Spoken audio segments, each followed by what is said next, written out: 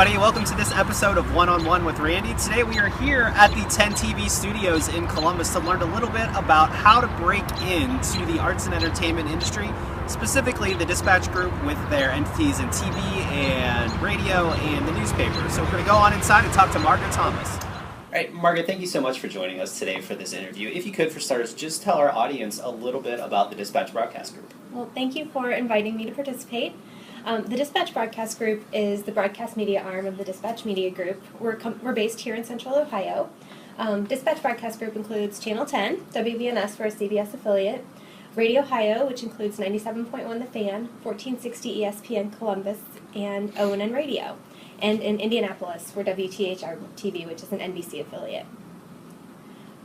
We're a great environment, we're family owned and operated, and we are number one in all of our markets, and we have a strong commitment to excellence. Great. So, Margaret, one of the biggest questions that we get from students is how does your company go about recruiting new talent for internships or entry-level positions? In terms of internships, we send a list to several local colleges and universities with our internships that are available quarterly. In terms of entry-level positions, we also send those on a list to local colleges and universities. And it's rare, but we may use a mainstream job board like Monster or Career Builder or other industry-specific job boards. Great. So, and it sounds like you really enjoy using campus-based systems like the Buckeye Careers Network, FutureLink, for instance. We do. We get a lot, especially for our internship positions, we get a lot of traffic from those sources. And do you also solicit referrals from staff members or other people you have within the company? I don't really have to solicit it, but I do. I get a lot of referrals that come straight to me from individuals within the company who've met students out and about on stories, or students have just contacted them because they saw them on air and were interested.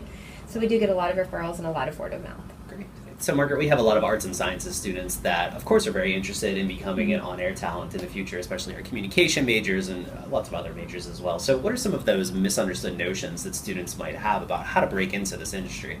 I think one of the biggest pieces, if you're looking to break into this industry and be in a news department or have an on-air role, you have to have a resume reel. It's a link or a tape or something that shows all of your on-air work that would showcase your ability to do a stand-up. It showcases your writing skills and your ability to interview an interview subject and gather news. Networking is extremely important. I think all of the people that work in this industry got their start somewhere, and someone helped them out by passing on their resume reel to a news director, and they're all happy to pay that forward. So networking is huge. You also have to be willing to move. Most people in these industries start in a very small market. They move around a lot, and that's how they grow their career. They'll move from market size to market size. So those are all important to keep in mind. Margaret, is there a particular time of year that your company looks to recruit either interns or entry-level positions? We take interns all year round, but we take the largest number of interns in the summer. So we get busiest with reviewing resumes for internships and conducting internship interviews in the spring, leading up to the summer. And then open positions, it varies all year round. And for those internship positions, you said you do a lot of the recruiting in the spring. Is that when students should really be looking online or on your website for those opportunities? They should be looking most likely on sources such as FutureLink for those opportunities, starting in winter to early spring, and then by late spring we're conducting interviews. So we take the resumes sort of first come, first serve. First come, first serve, and we review those first.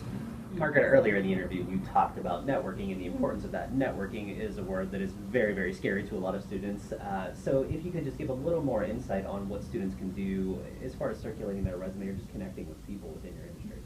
I think, reach out to people that you see on our air. You can go on our website and find all of their email addresses, and the majority of them, if you email them, they will email you back. And if you say, I'm interested in an internship, they'll get your internship resume to the right place. I think that's huge. And then if you're interested in the position, I always tell people follow the instructions that you see on the posting, but also go online and find a manager or somebody that you can also send your resume to. It'll definitely get your resume a second look. And then in terms of networking, for students who are involved in organizations such as Buckeye TV, when you're out at events covering them, you might run into local television news reporters or photographers. It's a great opportunity to go and introduce yourself and grab a business card, and most of them will remember you and may help you out later in your internship search. Well, Margaret, thank you so much for your time today. We really appreciate you sitting down and talking with us on this episode of One-on-One with Randy. Well, thank you so much. Thanks for including us in your video. So we want to again thank Margaret Thomas for inviting us to the 10 TV studios today to talk a little bit more about breaking into her industry. Make sure to check out bonus material that didn't make it into the interview on our YouTube channel, and also follow us on Twitter at ASC Career. We'll see you next time on One-on-One with Randy.